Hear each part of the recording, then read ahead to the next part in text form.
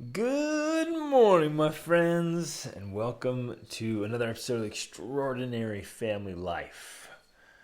We're all about the tools and strategies and proven principles and practices to live an absolutely extraordinary life. I'm sitting here right now watching, it's before sunrise.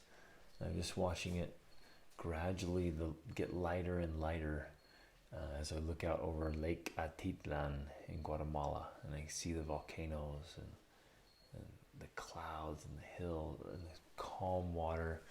Right now, an old Guatemala man just rode past in his little homemade canoe to go about his work for the day. It's amazing.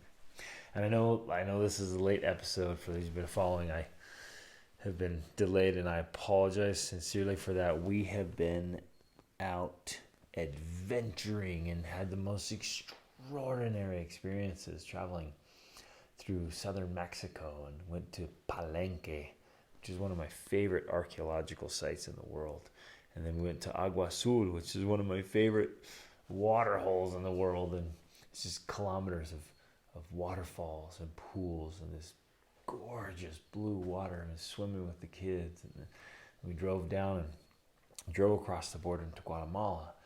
And we've been just remodeling what we call the homestead, where we originally were the co-founders of what's Cultiva International now, helping the indigenous people, just wonderful Guatemalan people up in the highlands and the mountains, helping them with a self-reliance program. And I'm leading right now during this week. We're leading another humanitarian leadership week and experience with a great group of people. And we've just been having the most wonderful time and creating these epic memories and experiences as a family. It's been extraordinary. But I promised you a couple stories actually from Ecuador. So when Rachel and I went down there, we had the unbelievable privilege to train and prepare and make an attempt at Cotopaxi, which is over 19,000 feet there. And then we went on this, I'm going to have to tell you about that too. Holy guacamole. Went on a private yacht cruise around the Galapagos Islands. Oh my goodness, it was incredible. But I want to tell you a story today about a life that totally transformed. And we were hiking up a peak right outside of Quito. So you fly into Quito, it's up in the mountains. It's gorgeous city and a beautiful country. I fell in love with that country immediately. And we're hiking this peak called the Rucu Pinchicha.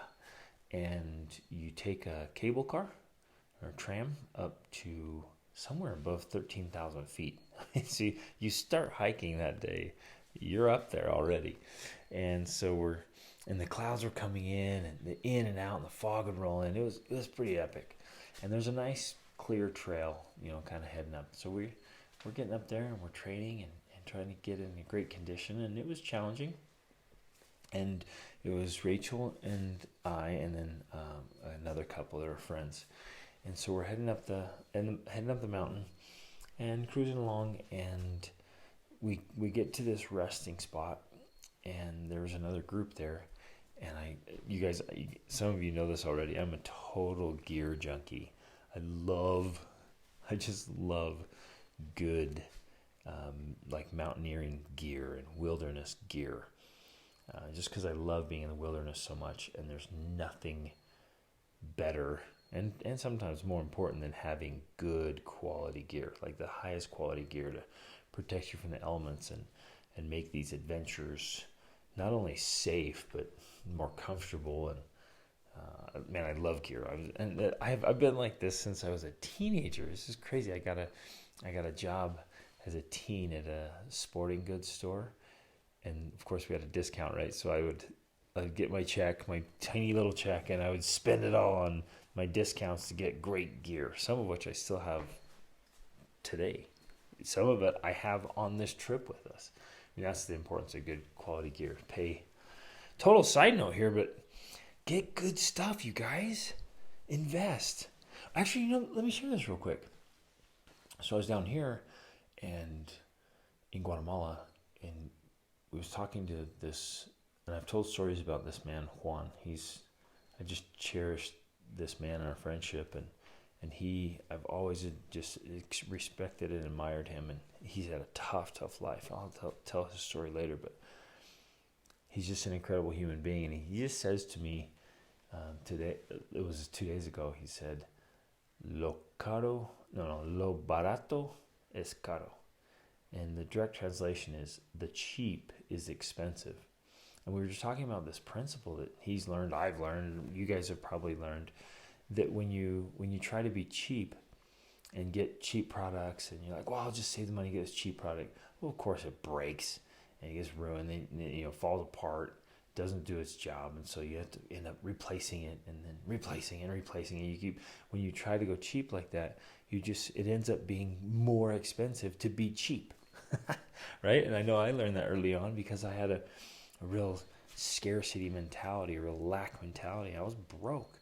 And so we would always try to get the cheapest thing possible. And of course, you end up just paying for it again and again and again. And man, that principle holds true in so many areas of life, from education to your house, to your gear, to all kinds of things. When we try to be cheap, it ends up being so expensive in more ways than just money, but it's a great principle. So anyways, I'm geeking out about gear, and so I roll up there, and there's this guy, and he's got this really great gear from Europe. And when we lived over there, I'd noticed that gear. And so I just said, hey, are you from Europe? And he's like, yeah, I'm from England. And he jumps out of his group, comes over and starts talking. And have you guys had those experiences where you just connect? You have this immediate connection with people. I bet you have. And I love that all over the world. You're just talking, and sometimes, bam, you just have this immediate connection with people. And I had this immediate connection with this man. And within just a few minutes, he's talking, or I tell him what we're doing, what he's, we start getting to know each other real quick. And within just a few minutes, he's like, oh man, I got to tell you my story. And he was all stoked, and we really just kind of bonded immediately. And he told us a quick version of his life story. And I was blown away and wanted to share it with you because there's so many incredible lessons. And I was so happy for him and so proud of him and so excited for him. And the life lessons fit so perfectly with our message. And so I told this story already. The only really other place where I've told this story is in my Be the Man masterclass and tribe. And with that great group of men, we're becoming our very, very best together and supporting each other, cheering each other on, and all the tools and strategies to really be men and feel alive and maximize our potential. But so I want to share his story and the principles and lessons that I learned from hearing it. He was a professional polo player and grew up playing polo and just leaned into it. It was his life. It was everything.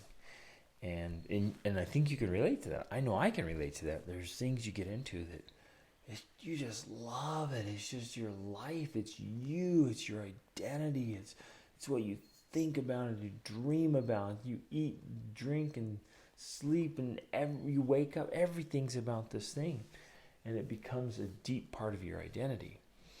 And then he told us that when that time of his life ended, he felt like he had lost everything. He didn't have anything else.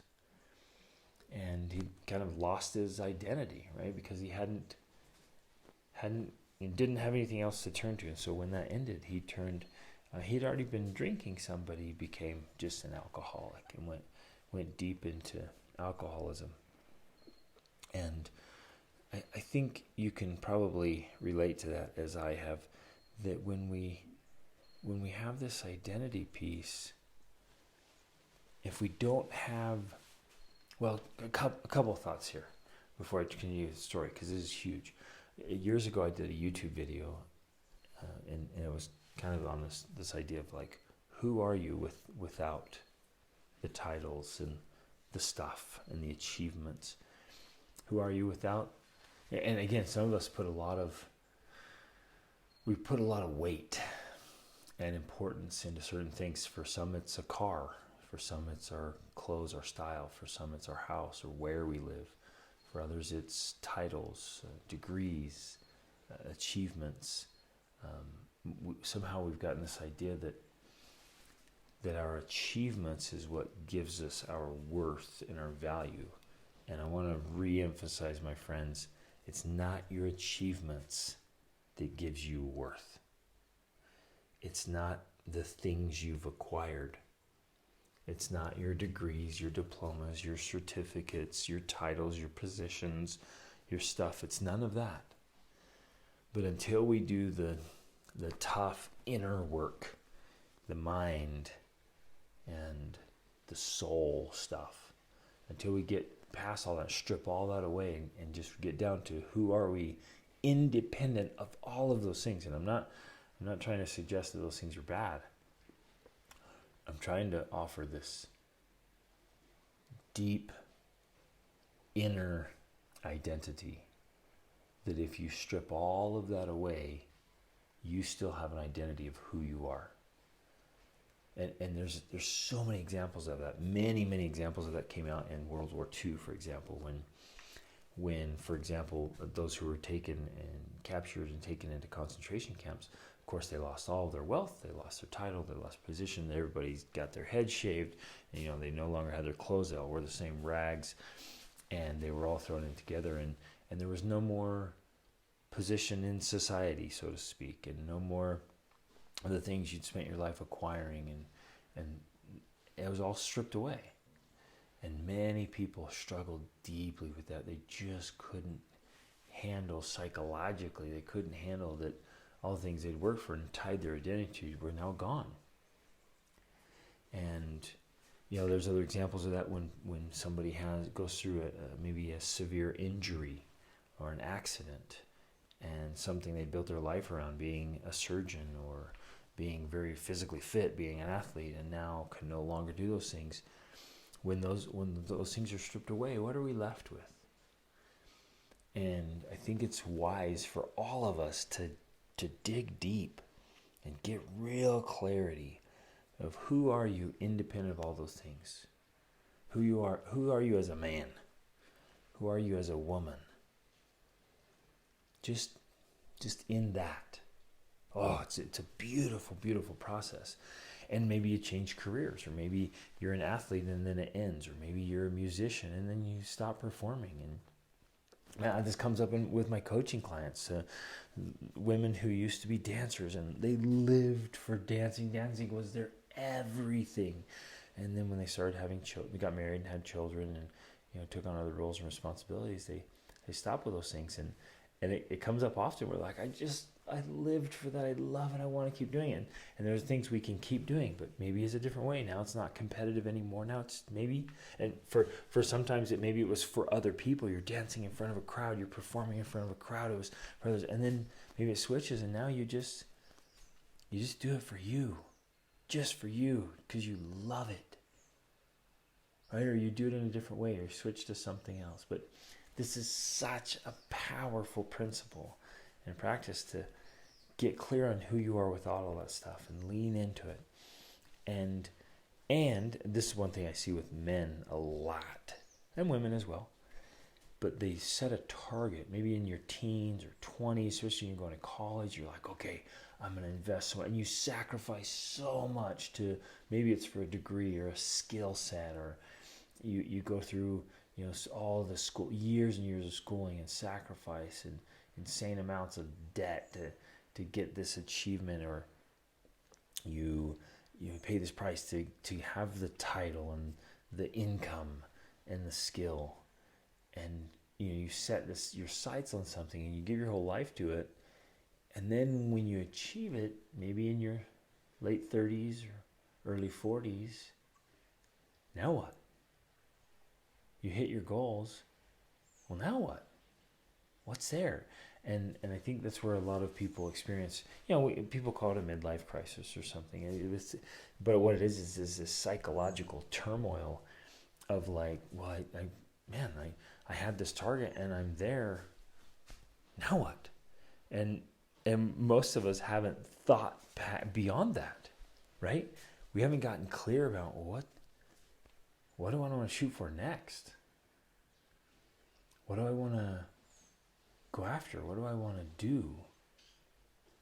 Who am I beyond this thing? Many set their sights on achieving financial targets, right? Wealth or some big achievement. And when they get there and they're like, oh, well, okay, now what? Who am I? I thought this would define those things, right? And oh man, this is powerful. So I wanted to just dive in deep with that, and I want to invite you and challenge you. Put in the mental, spiritual work to get clear about who you are and who you want to be and how you want to do life independent of stuff and things and titles and practices. And you can love them and you can lean into them and enjoy them and just let them be a part of your life. But then what are you going to do? How are you going to live? Who are you going to be? Independent of those things or after those things. Anyway, great life lesson. So he told us he turned to alcohol and just really dove deep into that, and then into drugs, and then he got into work as an investment banker, and went to was down in Switzerland doing investment banking, and the alcohol continued, but then it started to include like cocaine, and he was spending time with other investment bankers, and they just had money and party and just lots of drugs, and of course when you're not thinking clearly with all the alcohol and the drugs and the turmoil. Isn't this interesting for all of us? And you've probably experienced, I know I have, when we're struggling with inner turmoil, and sometimes it includes alcohol and drugs, sometimes other addictions, other vices, other things that it's these vices we turn to when we don't have clarity. When we have this inner turmoil, we turn to vices, or we turn to buffering, right? We're trying to find something to assuage our pain, and we're just struggling with this inner turmoil. And so instead of facing it, instead of looking into the darkness and the abyss, instead of looking inside and doing this real inner work that we all need to do, which is tough and uncomfortable, boy, we just numb ourselves, or we distract ourselves, or we turn to the vices, we turn to buffering, we turn to these avoidance patterns, and we miss it. And so he was in all that. And when you have inner turmoil, you don't make good decisions. When you have addictions, you don't make good decisions. When you're trapped by vices and buffering, you're not thinking clearly. Your brain is not operating at full capacity, my friends. And so you do dumb things. And sometimes you even do dark things. And then now, the guilt and the regret and the pain piles on top of the problem. Right? You with me on this? And some of you experience this. And some of you are still struggling with regret and remorse and guilt for mistakes you've made and things you've done. And that maybe that's a separate topic, and I've talked about that before, and I'll share more things about it again. But boy, we got to work through forgiveness there. Forgiveness of others, forgiveness of ourselves, and create these transformations. That's why I'm telling this story today, is the story of transformation and hope and encouragement and an invitation and a challenge from me to you personally to create transformation in your own life and to help others transform. But we all need to be clear about this stuff, identify it, see it, see the vices for what they are, see the addictions and the distractions for what they are, see the buffering behaviors for what they really are. Not better than they are, which often people do. Like, well, no, it's not so bad. I got this, and he did that too. I was just drinking, partying. This is what we're all doing. No big deal. I got control of this. And he told himself that, right? That he was like, no, that's good. That's all good, right? And he wouldn't admit, for all those years, he wouldn't admit that he was really an alcoholic and a drug addict. And doing those things, you just kind of you excuse it away, you justify it, you rationalize. But my friends, see it for what it is. Not better than it is, not worse than it is. Sometimes we beat ourselves up and make it so bad we think there's never going to be hope or forgiveness, and that's not true either. And so he finally, he had done some things that were really bad that he just deeply regrets. And he's just like, what am I doing? This is terrible. You know, and he started to realize that things that were getting out of control. And then one day he told us this story, and this was amazing. It all happened just right there on the mountain while we stopped to pause for a second. This unbelievable story. And he told us that he got on a bus in Switzerland, or a train, and he started talking to this girl. And of course, he'd lost his health, this phenomenal health that he had. He was playing polo, and he was overweight, and his face was all swollen and red. He was just struggling under just the destruction of the body that happens with any of those vices, alcohol and drugs, and just the junk. And he started to talk to this girl and was kind of trying to pick up on this girl, and she just started screaming at him, just unloaded on him in this train. And it was a wake-up call for him, right? And just this kind of, when those situations like that happen and they're tough and they're uncomfortable and they hurt, it's almost a way where someone or something is holding up a mirror and saying, look at yourself. Look at yourself. And again, another great life lesson for all of us is we ought to not only look for and experience those moments and embrace them and let them come into our lives and let those kind of people, but we got to stop enough and be humble enough, be cognizant enough to say, wait a minute, what's going on here? Is somebody holding up a mirror? Sometimes there's problems in marriages or with children, and problems at work, financial problems, or sometimes a health issue or things like that. When maybe you've gotten so overweight, you can't comfortably fit next to somebody on a bus or in an airplane. And then somebody's holding a mirror saying, hey, you've let yourself go too far. Maybe it's a relationship that's damaged, or you're consistently having problems with other people, right? It's interesting, you'll meet people and they go from one job to the next job to the next job to the next job, and they always complain about the people there, and it's always the boss, or it's always the workers, or always these things, or they move from neighborhood to neighborhood. Oh, the people are, and they always blame the people, and sometimes many times it ain't the grapes, right? You guys know that story, how I love that that fable. It ain't the grapes. If you have a problem and it consistently, it's always the other people, right? It's always a situation. You don't always stop. That's a mirror saying, there's a common denominator here, and it's you.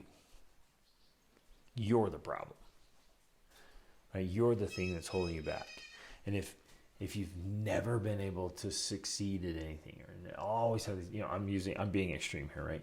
Because those are the excuses we use, the justification, the rationale. Oh, it's always them. It's always them. It's like, well, actually, it's probably you. And you have to own it. And so the situations that people come up in those uncomfortable things, that it holds up the mirror and says, take a good look at yourself. So I think we should accept those experiences when they come and see that God and the universe are trying to teach us things, and other people are too. But we can actually even seek out experiences that are mirror type experiences, where we have to face ourselves and who we are. And again, the key to this is what we're doing on this humanitarian trip I'm leading this week. We test ourselves, we push ourselves, we push past our limits mentally and emotionally and spiritually and physically, socially, financially, right? We hit all those things. We should constantly, those are what I call the Fantastic Five. And we should be pushing those limits and pushing ourselves up against those limits all the time. And we should be looking for, seeking out, having experiences with people and places and things that we're challenging ourselves, so the mirror pops up and we get to take a good, honest look at ourselves and say, who am I, what am I doing, and where am I going? Well, anyways, he said he went home, or went to a hotel, or went back that night and just looked in the mirror and was like, I have a problem. I have a severe problem. He said he called his parents and said, hey, I'm an alcoholic. I have a problem and I've got to stop. And so he stopped. He stopped. He remembers that date. He actually sent me, we've been messaging back and forth on Instagram, and he sent me that date. That day he stopped. And he's like, I'm done. I'm done. And so he stepped away from all of that and that life and the people that he called friends that he said they weren't friends. They were doing bad things and they were a terrible influence, right? He was even like, man, you stay away from those kind of people. He mentioned some people that just have been just toxic and terrible. And so he leaned in to big adventures, right? Long runs. And I think it was just marathons, maybe ultra marathons, maybe some triathlons. And when we met him, of course, he was training for big mountains. And he was on a trip in Ecuador to climb all these huge peaks. And he ended up climbing 6 or 7 major peaks, including Cotopaxi and then Chimborazo, which goes over 20,000 feet. And he leaned into it, and he showed us this picture while we're there talking. He's like, I got to show you this, man. I got to show you this. And it was this contrast from, what he looked like then. He just overweight, you could just tell unhealthy. And then it put it side by side to this picture where he was just ripped, just absolutely shredded with a 6-pack and in phenomenal condition. And right now, during this time of his life, he's just leaning in deeply and intensely to physical challenges that are creating a massive transformation, of course, mentally and emotionally and socially and spiritually as well. And I think that's a great model for all of us. The physical, you guys, the physical is this powerful starting point. There's actually a young man on this trip. He's just finally it clicked for him. He's like, he's like, man, I'm gonna get healthy. And he started to, he's just turned 15 while I was on this trip, and he's like, he started devouring all these books that I'd recommended about health, and it started there. He's like, okay, I'm gonna take my body and get it in a great condition. And then of course it naturally led to all these other important areas of personal development. And this 15-year-old kid is just devouring personal development books like crazy. Can't get enough of them, and changes his life, transforming everything, getting clear about who he wants to be and how he wants to live. But it starts with the physical. And your body, my friends, I want to drive this home. Your body is the only place you get to live.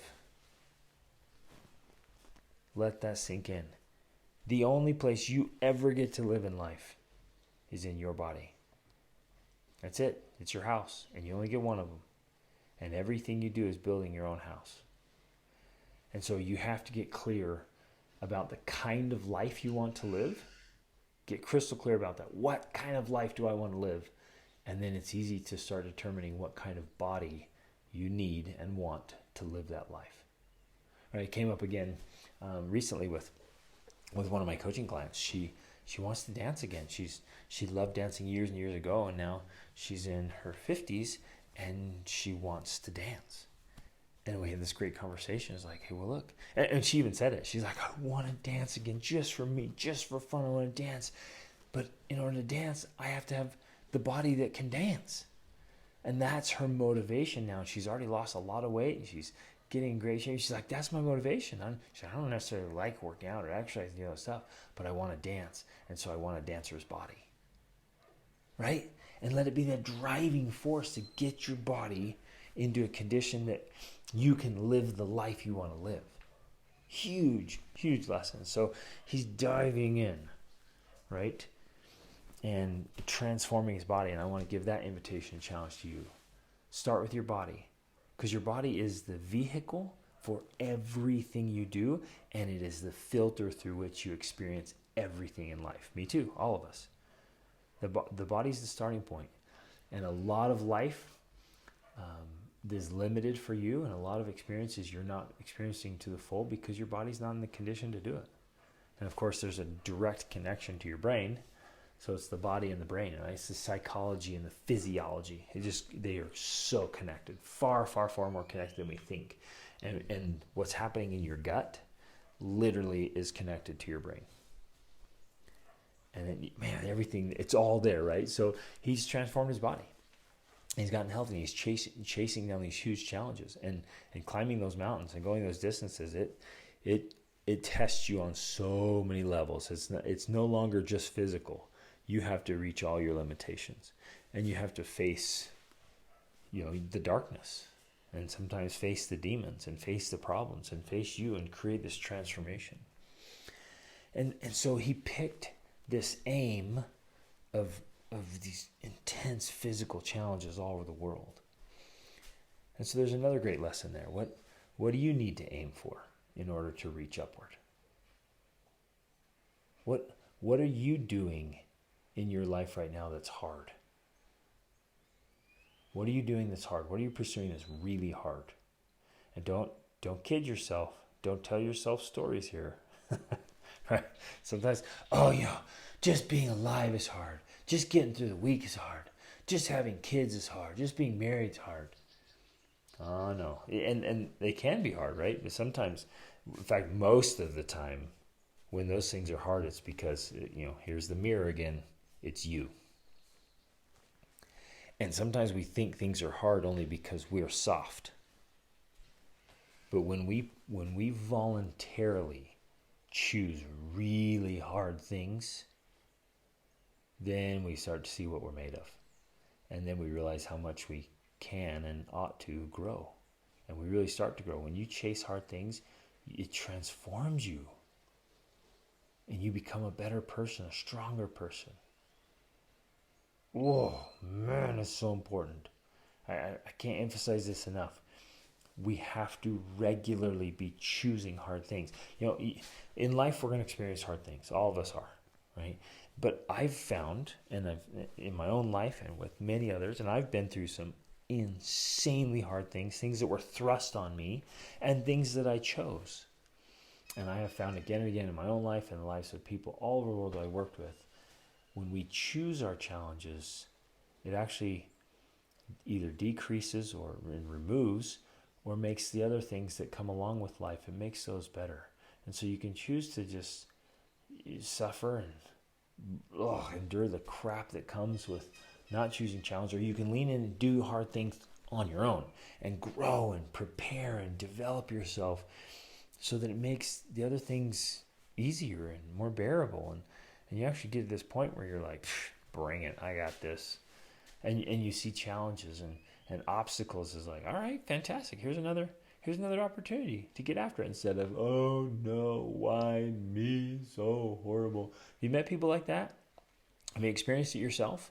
Where it just seems to be one trial after another. It's like God and the universe just keep trying to warn you, keep trying to hold up the mirror, and you just suffer along. And then when you finally decide, no, I'm going to do my own hard things, then all of a sudden all of that changes. Again, it's a total transformation of our lives. Man, I love this stuff. I'm geeking out about this. There's so many great principles here from this story. And so I want to invite you, ask you, what hard things are you pursuing? Shoot me a message. Connect with me on social media, Facebook or Instagram. Shoot me an email, get on the website. Shoot me a message. What hard things are you doing? What are you chasing? Whew.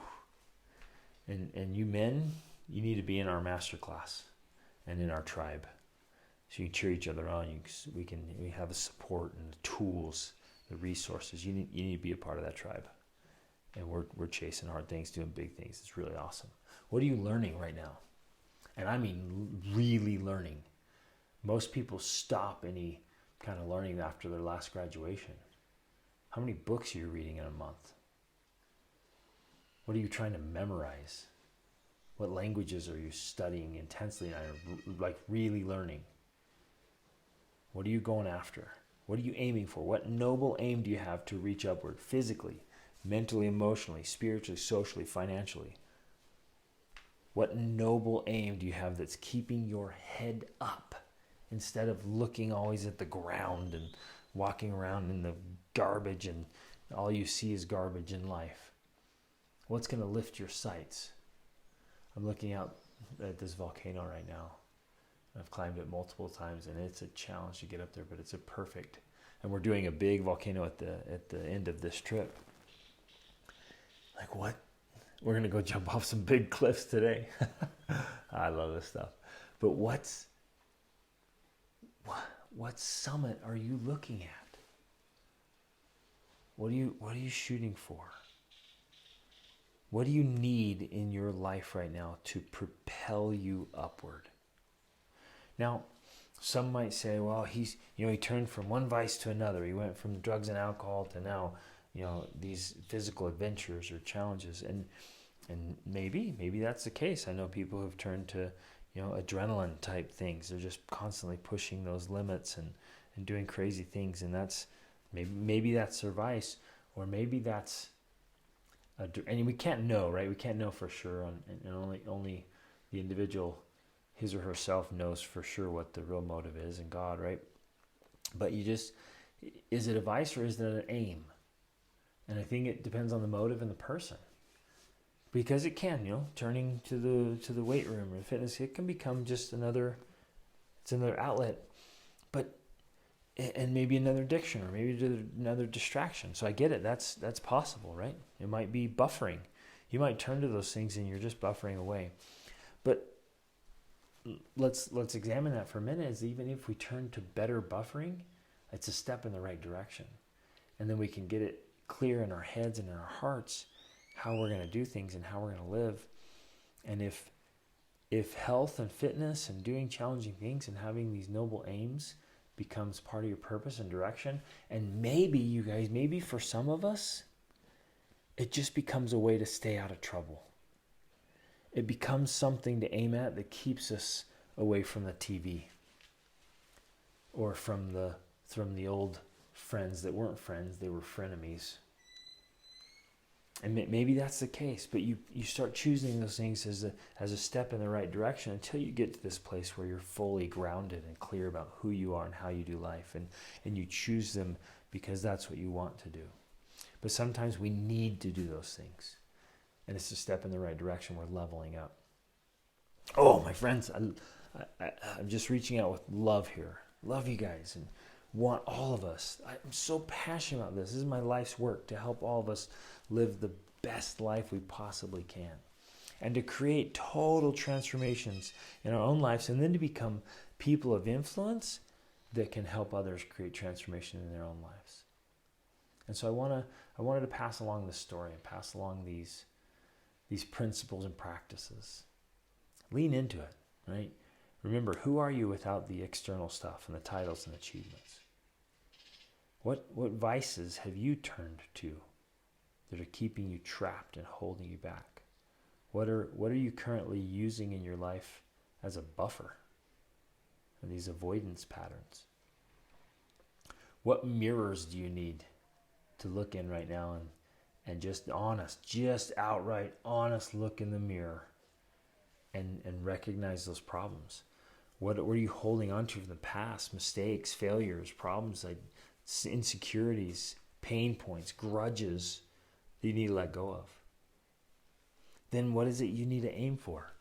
What noble aim do you need in your life? And we always, always, always must have a noble aim. And it'll shift, it'll change, you guys. A few of us will have one that we'll just pick and hold on to for the rest of our lives. And one of mine is helping people transform their lives to live as their very best self, to maximize potential, to create transformations. I'm doing my life's work, and I'm going to keep doing this till the end. And I'm leaning in with men. That's going to be a part of it. And then there are other things that'll come in and be there for a time and come in and go out, and you'll hit some things. And it's wonderful, right? It's part of this journey. You can have multiple purposes, right? It's not this is one great life purpose. You might have multiple ones. It might be different for different time periods of your life. What do you need in your life right now to propel you upward? What challenges, what hard things, what education, what pursuit? What do you need to make you hungry and actually get the results? And all of these, and all these questions and all this journey, and this is why I do what I do, because it's tough. And we need the tools. We need the resources. We need the training. We need the training, right? Remember Archilochus said, We do not rise to the level of our expectations. We fall to the level of our training. And Will Durant said that excellence is an art that is won and earned, I'm adding that, is won by training and habituation. We need this training. And that's why I built the masterclass. That's why Rachel and I have our courses on marriage and parenting and our group coaching and extraordinary family life and lifestyle. So get the tools, get the resources, join those things, invest in yourself, invest in your family, invest in your future. Like, stop. I just want to reach through this here and just give you a huge hug and look you right in the face and say, stop. Stop living below your potential. Stop staying stuck. Look in that mirror, whatever that is, and be willing to just be done. And when my new friend, he had summited Chimborazo, right, over 20,000 feet, I sent him a message of congratulations. And awesome, I was proud of him. It was a huge achievement. It was so hard. And he said the last few hundred meters were so unbelievably hard. And I was like, you did it, man. It was fantastic. And he said, yeah, I cried. He said, I cried. He sent me a message. He said, 4 years ago, I couldn't even make my own bed. Right? Couldn't even make my own bed. And now I'm achieving these things. And he said, I shed some tears up there. It was really special, really powerful. And he's becoming a new man. Becoming his best self, actually. The true man he always was. And it's in there. He's just letting out and leaning into it. And so I'm watching the sunrise now. It's just shining through the clouds, just brightly shining on this one spot of the water here in the lake, just glistening with brightness. And my friends, there's that hope and joy and excitement to create a total transformation in your own life, to go where, to totally overcome your own inadequacies and incompetence and ignorance and achieve and do remarkable things you maybe never have dreamed of, things you never even hoped to be able to do. You can do them. You can be that man. You can be that woman. And you can do this. And I can help you if you want some help, to reach out to me. The coaching or trainings, the courses, whatever it is. Just do it, my friends. Just do it. Life can be absolutely extraordinary. Let's make it happen.